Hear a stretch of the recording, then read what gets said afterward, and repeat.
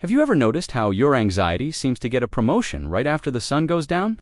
You can feel totally fine all day, but as soon as your head hits the pillow, your brain decides it's the perfect time to host a festival of worries. What if I told you this isn't a personal flaw?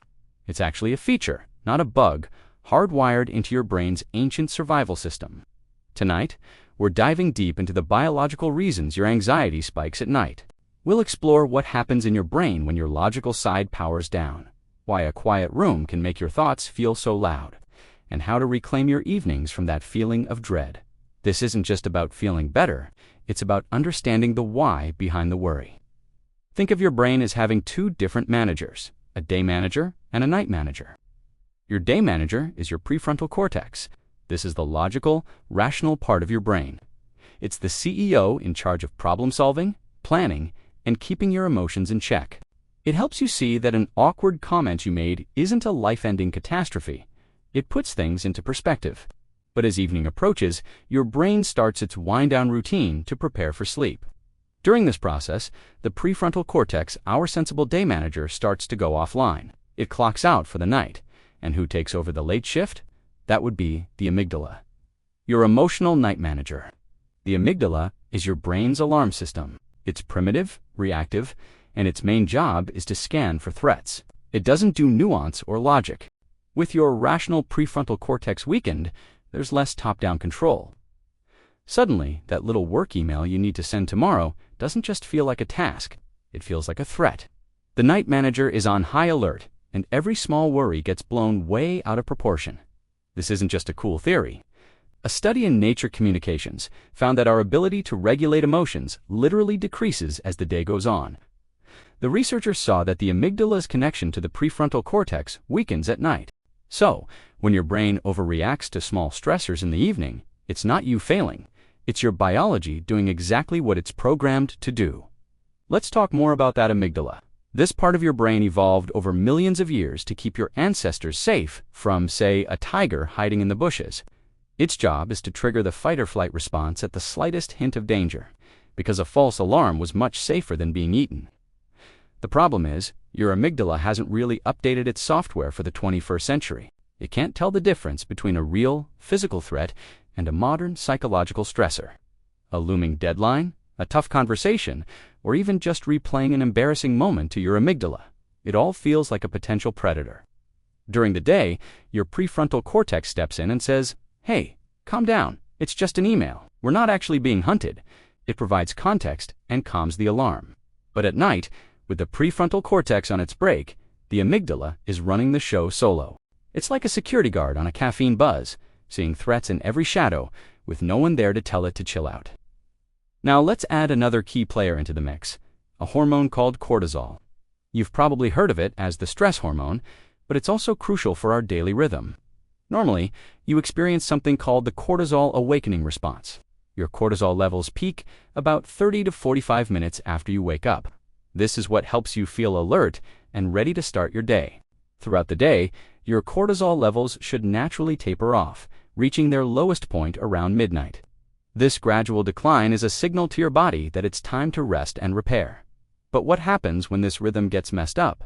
Chronic stress can throw this whole system out of whack.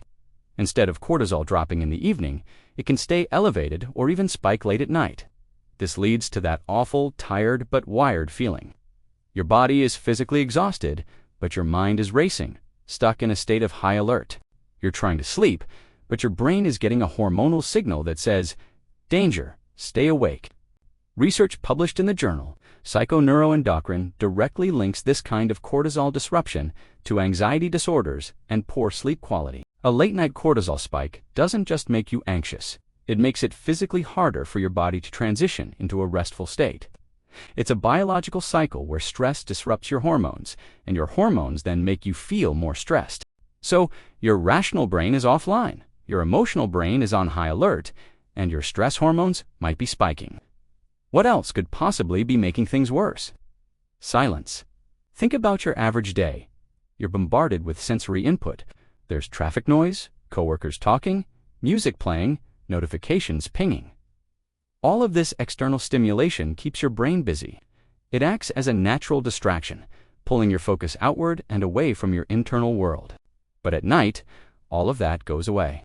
You get into your quiet bedroom, turn off the lights, and suddenly, there are no more distractions. The silence is deafening.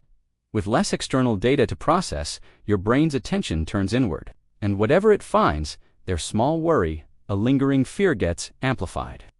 Your internal thoughts become the loudest thing in the room because they the only thing in the room. Your brain, hungry for stimulus, latches onto these worries and replays them on a loop. This is why some people find it helpful to fall asleep with a fan on, a podcast playing, or some form of white noise. It gives the brain something neutral to focus on, preventing it from getting lost in its own anxious chatter. Okay, so now that we understand the biology, what can we actually do about it? Knowledge is great, but practical tools are better. Let's go through 5 actionable takeaways you can start using tonight. First, label the feeling. When you feel that wave of anxiety, instead of thinking, "I'm so anxious," try telling yourself, "My brain's alarm system is active right now." This simple shift in language creates psychological distance. It reframes the anxiety as a biological process that's happening to you, not as something that defines you. You're not your anxiety. You're just observing an overactive survival mechanism. Second, get it out of your head. Anxious thoughts love to loop. The best way to break the cycle is to externalize them. Grab a notebook and do a brain dump. Write down every single worry, task, or fear that's bouncing around in your mind. Don't worry about grammar or making sense. The goal is to offload the mental clutter onto the page, signaling to your brain that these thoughts are captured and can be dealt with tomorrow. Third, manage your light exposure. Your circadian rhythm is heavily influenced by light. To help regulate your cortisol, get at least 10 to 15 minutes of bright, natural light first thing in the morning. This helps set a strong internal clock. Conversely, reduce your exposure to bright light, especially blue light from screens, in the 2 hours before bed. This signals to your body that it's time to produce melatonin and wind down. Fourth, try the physiological sigh. This is a powerful, real-time tool for calming your nervous system, championed by Stanford neuroscientist Andrew Huberman. It's simple. Take a deep inhale through your nose, and then, without exhaling, sneak in another short inhale to fully inflate your lungs. Then, follow it with a long, slow exhale through your mouth. Just 1 or 2 of these can rapidly slow your heart rate and shift you out of a state of high alert. So, to recap the core reasons for nighttime anxiety, your logical prefrontal cortex goes offline, your emotional amygdala takes over, your cortisol rhythm might be disrupted, and the silence of the night amplifies your internal worries. The most important thing to remember is that this is not your fault. This is your evolutionary programming at work. Your brain is trying to protect you, but its ancient software is misinterpreting modern stress as a life or death threat. By understanding this, you can stop blaming yourself and start working with your biology, not against it. Thank you so much for watching. I hope this gave you some clarity and a few new tools for your toolbox. If you found this helpful, please subscribe for more brain science that you can actually use. And I'd love to know, what was the most surprising thing you learned today? Let me know in the comments below. See you next time.